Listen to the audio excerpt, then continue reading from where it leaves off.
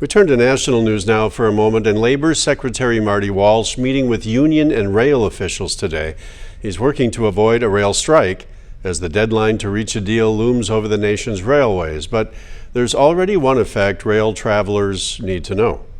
A major supply chain disruption now looming over America, with tens of thousands of rail workers threatening to strike over working conditions. Amtrak, which operates on tracks owned by the freight railroads, canceling all long-distance trains starting Thursday as talks continue. That would be horrible because a lot of people use that to commute. And in California, commuters wondering what the fallout means for them. I might have to rent a car, and now I'm wasting 3 hours on the interstate. All of this comes after major freight rail companies failed to come to an agreement with two unions representing 60,000 rail workers across America. One union rejecting a tentative agreement, sending companies back to the drawing board to address demands from employees. The sick time, just trying to get us some sick time to be able to take care of, one, ourselves, and two, our loved ones. That's what we're fighting for, is to quality of life. The Consumer Brands Association sounding the alarm, telling President Joe Biden in a letter that this will hurt the U.S. consumers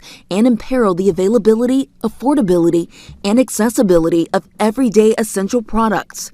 Washington urging rail companies and the unions to work it out as soon as possible. And today, Labor Secretary Marty Walsh meeting with union and rail officials to help push those talks along. We have made crystal clear to the interested parties the harm that American families, businesses, and farmers and communities would experience. For now, freight companies are preparing for the worst and are not accepting goods. The food from this farm may not make it to the millions of tables across America.